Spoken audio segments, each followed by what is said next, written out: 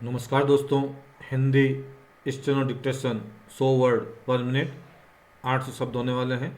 प्रतिलेखन 7+8 में आपका हार्दिक अभिनंदन है। वीडियो प्रारंभ करने से पहले कुछ महत्वपूर्ण बिंदुओं पर चर्चा करते हैं। सर्वप्रथम आपको प्रतिलेखन नंबर नोट करना है। वीडियो को ध्यानपूर्वक सुनकर स्टेनो या डिक्टेशन आप अपनी नोटबुक में लिखना है। इसके पश्चात हमारे द्वारा बनाया गया टाइपिंग टूल www.gk-hindi.org/स्टेनो पर जाकर आप अपने डिक्टेशन की जांच कर सकते हैं। पीडीएफ के लिए टेलीग्राम को फॉलो करें। 5 सेकंड में डिक्टेशन प्रारंभ हो जाएगा। स्टार्ट। अध्यक्ष महोदय, 10वीं पंचवर्षीय योजना पर विचार करते समय सदन के दोनों पक्षों के सदस्यों ने जो महत्वपूर्ण प्रश्न उठाए हैं उन पर विचार किया जाना बहुत आवश्यक है। अध्यक्ष महोदय, 9वीं पंचवर्षीय योजना का अब अंतिम वर्ष चल रहा है और इस योजना के अंदर जो चीज़ें कही गई हैं ऐसा लगता है कि उसके अंदर परिवर्तन करना कठिन है, बदला भी नहीं जा सकता। Para change. अध्यक्ष महोदय, कुछ चीज़ें की जा सकती हैं, उसके अंदर आज भी कुल कितना खर्च है यह तय नहीं किया गया, केवल कटौती ही निश्चित की गई है। शुरू में मैं यह कहना चाहता हूँ कि यहाँ पर कुछ सदस्यों ने जो यह प्रश्न उठाया था कि इस पंचवर्षीय योजना का आशय कुछ सरकारी पक्ष से भी बताया है। इसके अंदर कमियां हैं और बहुत सी कमियां हैं जिनके ऊपर मैं यहाँ कुछ दोषारोपण नहीं करना चाहता हूँ। मैं चाहता भी हूँ कि इस तरह से प्रश्न ना उठाए जाएं तो ज़्यादा अच्छा है। यह योजना सरकार ने बनाई है। यह योजना मंत्रिमंडल ने पहले बनाई और अनुमोदन होने के बाद भी इसमें कुछ कमियां रह गई हैं, तो यह कमी रहने का दोष किसके ऊपर है? मैं समझता हूँ सदन के सभी सदस्य इसको जानते हैं। Para change.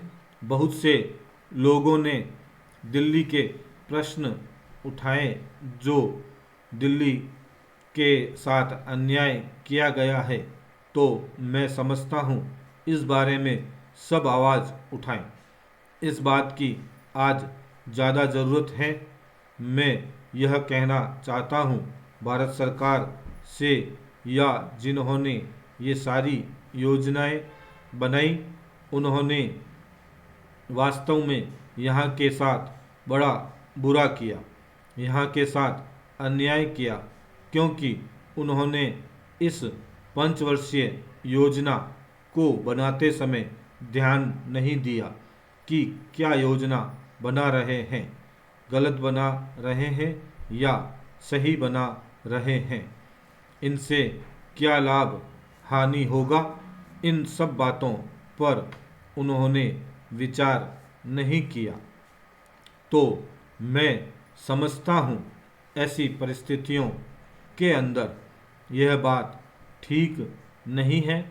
ऐसी दशा में यहाँ पर 5 वर्षों में आने वाली योजनाएं बेकार बनकर रह जाएंगी। जो कटौती निश्चित की गई है उसको समाप्त करना चाहिए ताकि दिल्ली को हम अंतर्राष्ट्रीय स्तर का एक आदर्श नगर बना सकें। यह बहुत ही आवश्यक है यदि हम इस स्थान की उन्नति चाहते हैं। इसलिए अब मैं अपना कथन इन शब्दों के साथ ही समाप्त करता हूँ। अध्यक्ष महोदय, आपने मुझे 10वीं पंचवर्षीय योजना पर बोलने का अवसर दिया, इसके लिए मैं आपका आभारी हूँ। आपने मुझे कम समय दिया इसके लिए भी आभारी हूँ। अभी मेरे से पूर्व कुछ सदस्यों ने हम पर यह आरोप भी लगाया कि हम योजना में विश्वास नहीं रखते। उन्होंने तो यह भी कहा कि हमारे चुनाव घोषणा पत्र में भी उनको इस बारे में कुछ नज़र नहीं आया। मैं इस बारे में यह निवेदन करना चाहता हूँ कि उन्होंने कोई दूसरा घोषणा पत्र देखा, गलत घोषणा पत्र पढ़ा और उसी को हमारा घोषणा पत्र समझ बैठे। लेकिन मैं यह कहना चाहता हूँ कि हमारा घोषणा पत्र इस समय मेरे पास है।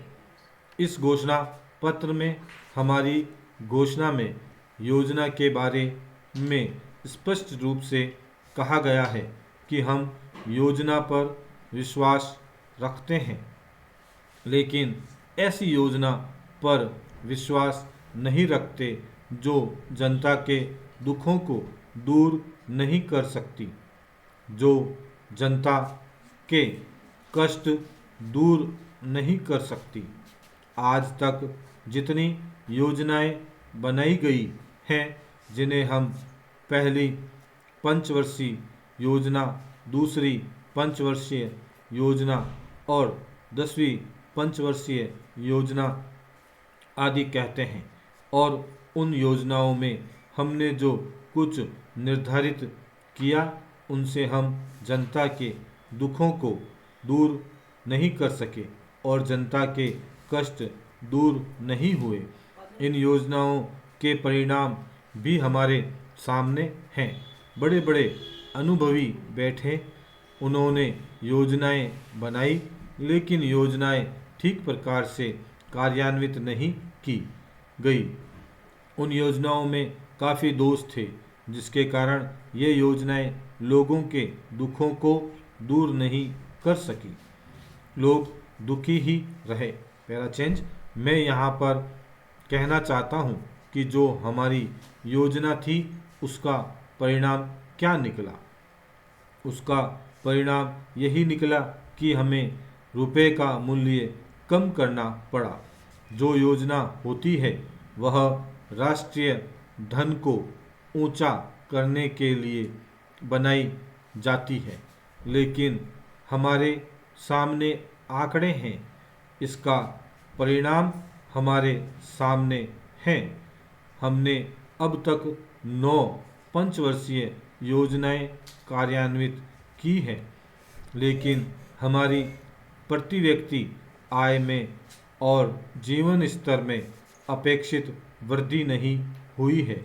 यह दुख की बात है। मैं यह कहना चाहता हूँ कि हमारा ऐसी योजना में विश्वास नहीं है जो जनता के कष्टों को, जनता के दुखों को दूर ना कर सके। हम ऐसी योजनाओं पर विश्वास करते हैं जो उनकी आयु बढ़ा सके, उनका आर्थिक विकास कर सके, उन्हें उन्नत कर सकें। स्टॉप। दोस्तों, इस तरह हमारा प्रतिलेखन समाप्त होता है।